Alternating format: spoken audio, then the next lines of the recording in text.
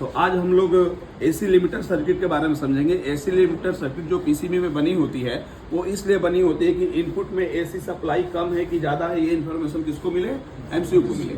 लेकिन AC limiter circuit से क्या होता है कि एमसीयू को जो सिग्नल मिलता है उसके इन्फॉर्मेशन के रूप में वो एनालॉग के रूप में मिलता है। अगर हम डीसी वोल्टेज चेक करके पता करें तो वोल्टेज कम या ज्यादा हो लेकिन वो आउटपुट वोल्टेज डीसी चेंज नहीं होता है। तो हमें डीएसओ से चेक करना पड़ता है एसी लिमिटर सर्किट को कि एसी लिमिटर सर्किट वर्क कर रहा है कि नहीं कर रहा है। तो जैसे ये कैरियर की पीसीबी है और आप लोगों ने ही ट्रेसिंग करके ये डायग्राम बनाया है, तो हमने देखा है कि जो एसी लिमिटर की सर्किट है वो लाइन न्यूट्रल से जा रही है और एक कंपैरेटर आईसी से क्या हुई है, बनी हुई है। तो इसके आउटपुट पे हम देखेंगे कि हमें आउटपुट डीसी कितना मिल रहा है या फ्रिक्वेंसी कैसे मिल रहा है, तो इसको हम चेक करते हैं। चलिए तो ध्यान दीजिए, हमने क्या किया कि डीएसओ को ग्राउंड दे दिया यहाँ से, है कि नहीं।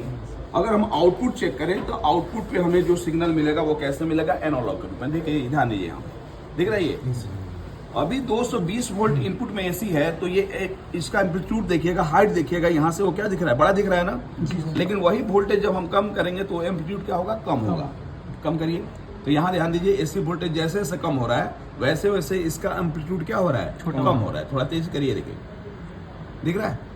अब 120 वोल्ट हो गया तो एम्पलीट्यूड क्या हो गया, छोटा। वही वोल्टेज बढ़ रहा है तो एम्पलीट्यूड भी क्या हो रहा है, बढ़ रहा है। तो एमसीयू को जो एसी वोल्टेज कम ज्यादा हो रहा है वो इन्फॉर्मेशन इस सर्किट से कैसे मिल रहा है, तो वो मिल रहा है आपका एनालॉग में, मतलब कि साइन वेव में मिल रहा है। तो ये साइन वेव हाई लो दोनों बनना चाहिए, हाई भी होना चाहिए, लो भी बनना चाहिए। अगर हाई लो नहीं बन रहा है तो मान के चलो कि इनपुट में जो बन रहा है दोनों के इनपुट में वो एक क्या होगा, खराब होगा। तो देख रहे हैं कि एक के इनपुट पे आपको ऐसा साइन वेव मिलना चाहिए और जो दूसरा इनपुट है आपको उस पर ऐसा साइन वेव मिलना चाहिए। मतलब जो कंपैरेटर यूज हुआ है उसके इन्वर्टिंग नॉन इन्वर्टिंग दोनों पिन पे हमें जो साइन वेव मिलना चाहिए वो हाफ मिलना चाहिए, लेकिन आउटपुट पे क्या मिलना चाहिए, फुल।